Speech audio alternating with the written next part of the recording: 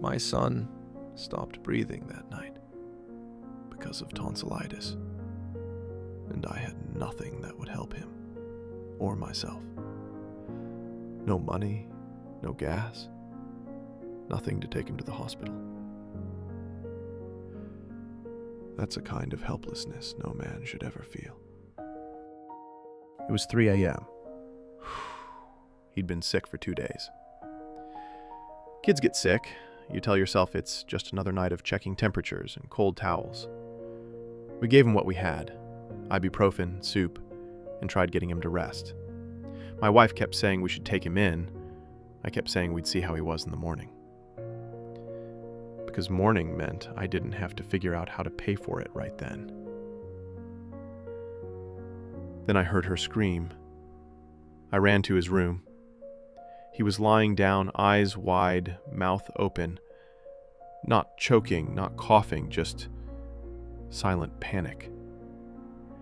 His chest is pulling in, but nothing is moving. His lips were turning blue. My wife was already on the phone with 911.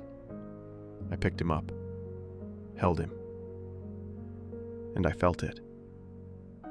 His little body fighting for air and losing. He could breathe in, but not out. You know what I thought about? Gas money. The empty tank. We'd have to wait for an ambulance because I couldn't even drive him myself. I checked my pockets. Nothing. Checked the drawer, maybe a few coins, a receipt, a dead charger. The car had less than a quarter tank. Hospital was miles away. That's when the room went quiet, except for his breathing. That sound, half gasp, half cry, it stays with you. I'd never felt so useless. My father probably had a moment like this too. Some moments where being broke was dangerous and life-threatening. He'd rub his face, whisper something under his breath, and then find a way to keep going. He used to tell me, a man doesn't stop. He just gets quieter. And here I was, quiet, scared, praying in my own head that my son would start breathing again. That night, I broke. Not out loud, but inside. It's one thing to fail yourself. It's another to fail your kid. I sat on the floor beside his bed, holding his hand, whispering that he was going to be okay. And somehow, maybe from the medicine we gave him hours earlier, maybe from something bigger, his breathing steadied. Slowly. Then fully. I remember being a kid, sick, hearing my dad and my mom argue in whispers about whether we could afford the doctor. I swore when I had kids it'd be different. I swore they'd never see me scramble, never hear those whispers.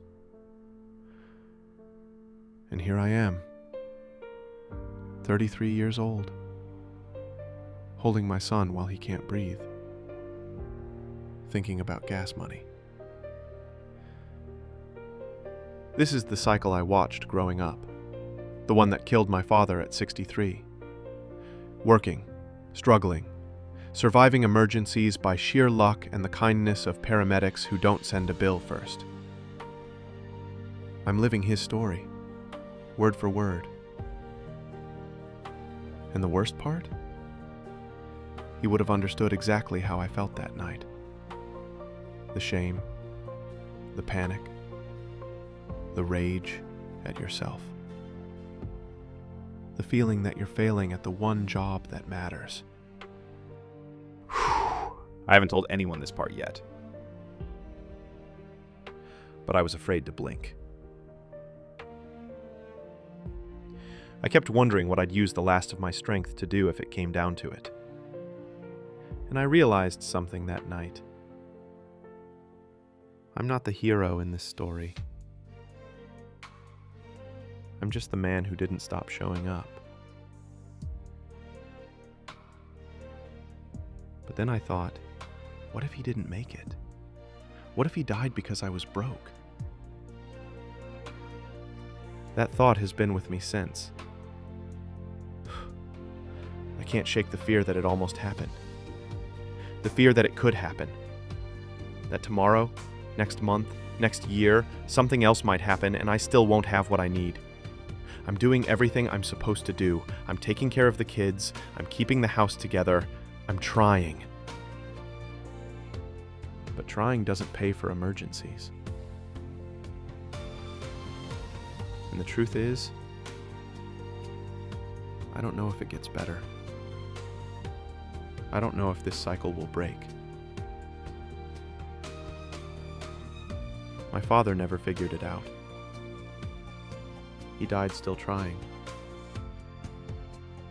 I'm halfway through his age, and nothing has changed. If you're going through this too, if you've ever held your kid and felt that same panic, that same shame, you're not alone.